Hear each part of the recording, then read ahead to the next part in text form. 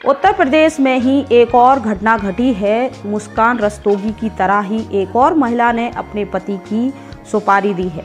मुस्कान की शादी को तो 6-7 साल हो चुके थे। यहाँ तो शादी को सिर्फ 15 दिन ही हुए हैं। यहाँ 5 मार्च 2025 को शादी होती है और 19 मार्च 2025 को उनकी पत्नी अपने पति से व्हाट्सएप के माध्यम से उनकी लोकेशन पूछ लेती है और फिर अपने प्रेमी को वो बता देती है कि इस समय उनके पति कहाँ हैं।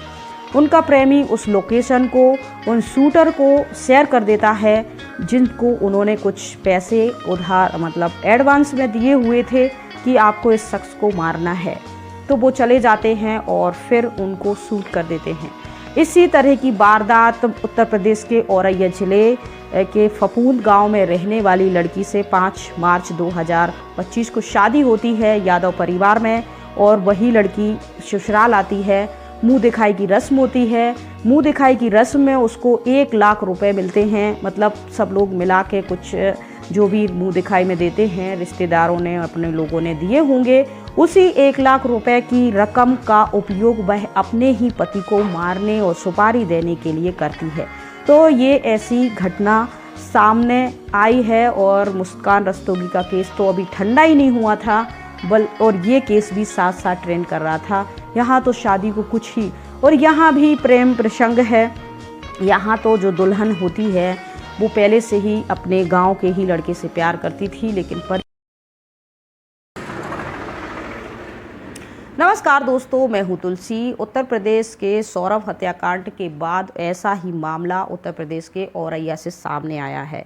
यहाँ पर 5 मार्च 2025 को औरैया में रहने वाले दिलीप यादव की शादी प्रगति यादव से हो जाती है और शादी के 15 दिन बाद ही प्रगति यादव अपने प्रेमी के साथ मिलकर 19 मार्च 2015 को दिलीप को गोली मारवा देती हैं और इसके बाद फिर उनको गेहूं के खेत में फिकवा देती हैं। कुछ अनजान लोग, गांव के लोग देखते हैं तो पुलिस को इन्फॉर्म करते हैं, जहां पुलिस मौके पर पहुंचती है और दिलीप को हॉस्पिटल में भर्ती करवाती है।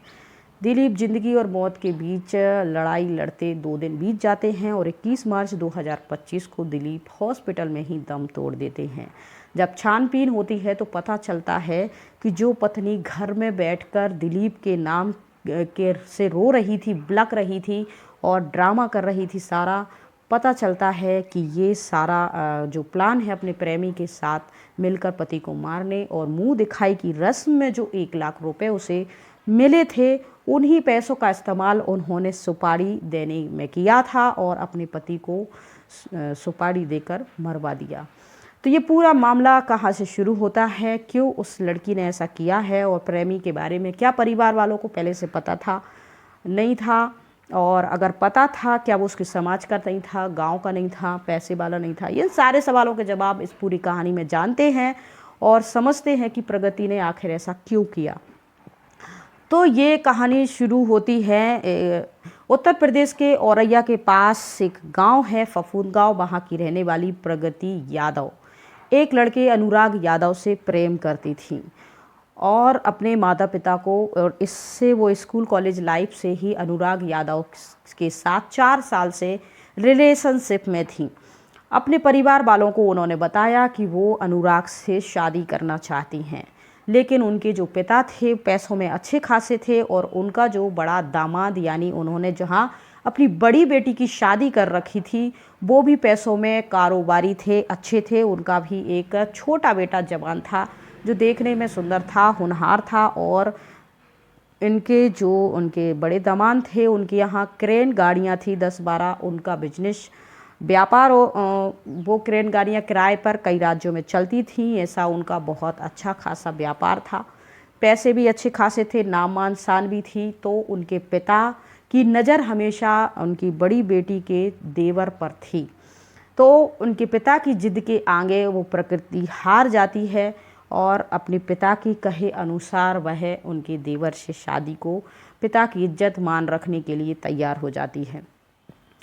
क्या होता है गांव में, ये जो अनुराग यादव हैं पैसों में इतने ज़्यादा नहीं थे सक्षम, इसके अलावा वो गांव का ही एक लड़का था जो पूरे गांव के लोग जानते थे। तो गांव के लोगों के मन में ये रहता है कि हमारे गांव का लड़का है, तो भाई की दृष्टि से ये भाई हुआ एक रिश्ते से, तो अगर हम यहीं की यहीं शादी करेंगे तो मोहल्ले पड़ोस के लोग समाज क्या कहेंगा, और जो रिश्तेदार हैं फिर सबकी बेटियां ऐसा करने लगेंगी। तो ऐसी कई तमाम प्रकार के रिश्तेदारों के ताने रहते, बातें रहती हैं और ऐसी बातें। प्रकृति ने जब ये बात रखी थी तो उनके पिता ने मना कर दिया था, और दिलीप यादव जो कि उनकी बड़ी बेटी का देवर है उसके साथ प्रकृति का रिश्ता तय कर दिया था। 5 मार्च 2025 को ये शादी हो जाती है। इसके बाद प्रगति और दिलीप की शादी हो जाती है। प्रगति जाती है ससुराल, वहाँ उसका धूमधाम से स्वागत होता है। मुंह दिखाई में रिश्तेदार अच्छे खासे सोना चांदी और कैश देते हैं, जिसमें प्रगति के पास लगभग 1 लाख से ज़्यादा रुपए जमा हो जाते हैं। शादी के कुछ दिन बीत जाते हैं, लगभग 15 दिन बीत जाते हैं, लेकिन प्रगति जो होती है दिलीप को अपना नहीं पाती है। उसके दिल में अनुराग अभी भी बसा हुआ है और वो अनुराग से ही प्यार करती है। उसने अनुराग शादी जब हो रही थी, अनुराग से प्रगति मिली थी और वो कह रही थी कि तुम टेंशन मत लो। उनकी शादी से पहले ही ये प्लानिंग हो गई थी, यहाँ पैसा अच्छा खासा है, मैं शादी कर लूँगी इस शख्स से और फिर कैसे भी करके इससे पीछा छुड़ा लेंगे हम दोनों। तो इस तरीके से दोनों की बातचीत हो गई थी और फिर प्रगति ने 19 मार्च 2025 को अनुराग को 1 लाख रुपए दिए कि तुम इससे दिलीप का कत्ल करवा देना।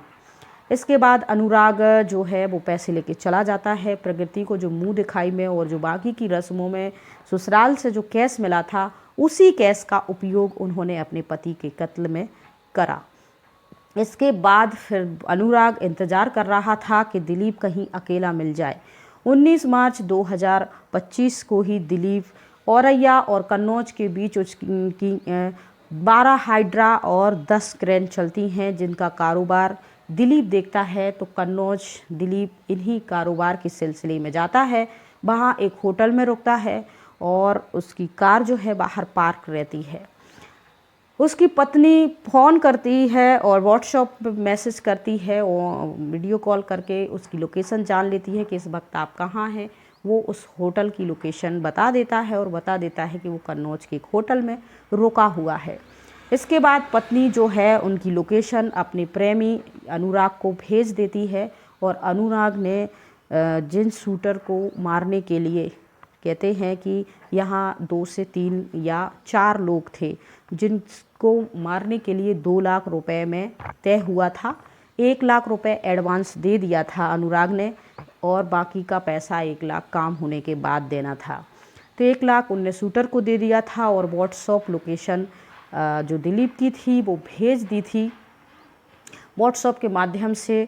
फिर वहाँ कुछ शूटर जाते हैं और उस दिलीप को बुलाते हैं और कहते हैं मेरी जो कार है वो खेत में गिर गई है, तो हमारे पास लोग नहीं हैं उठाने के लिए, आप हमारी थोड़ी मदद कर दीजिए।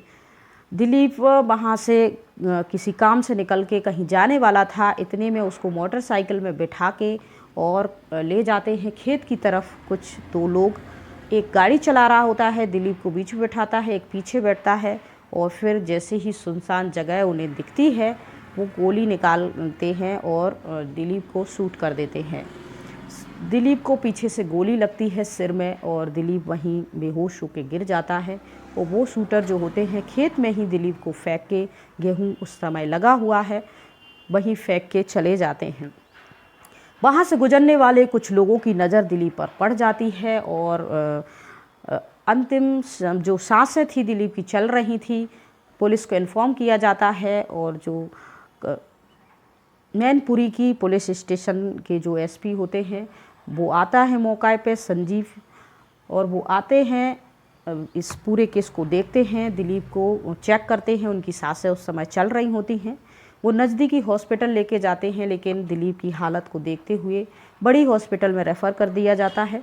इसके बाद दिलीप 2 दिन तक इलाज चलता है, ज़िंदगी मौत के बीच वो लड़ता रहता है और 21 मार्च 2025 को हॉस्पिटल में ही दिलीप अपना दम तोड़ देता है।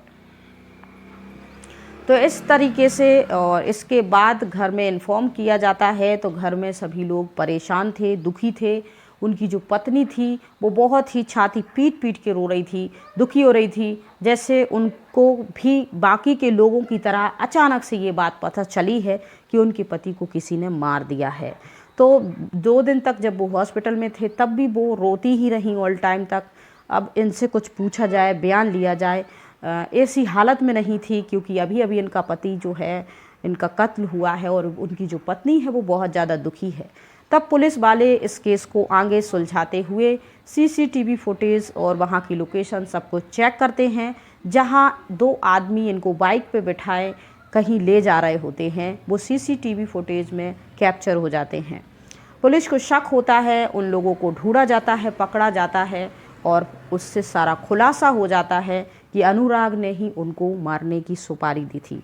जब अनुराग को पकड़ा जाता है तो अनुराग बता देता है कि ये पैसा उनको उनकी प्रेमिका यानी दिलीप की पत्नी प्रगति ने दिए थे 1 लाख रुपए।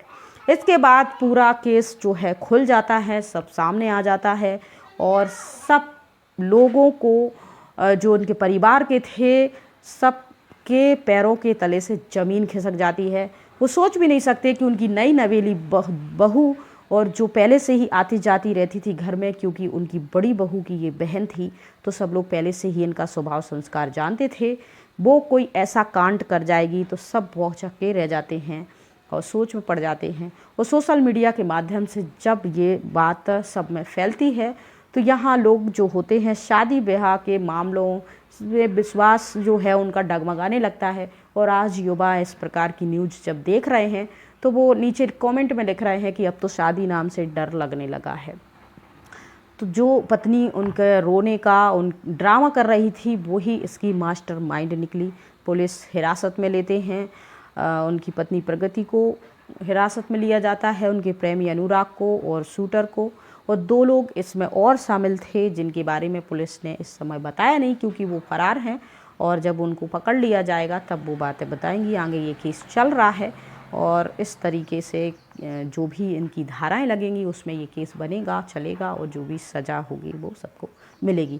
तो ये पूरा केस कहानी सुनाने के पीछे किसी को परेशान करने या डराने का कोई उद्देश्य नहीं है, बल्कि क्राइम के प्रति सतर्क करना है और उन माँ बाप को, उन लोगों को ये संदेश देना है कि अगर आपके जो बच्चे हैं वो पहले से बता रहे हैं कि वो किसी को पसंद करते, प्यार करते हैं, तो थोड़ा सा उनसे मिल लो। भले उनकी जो स्थिति है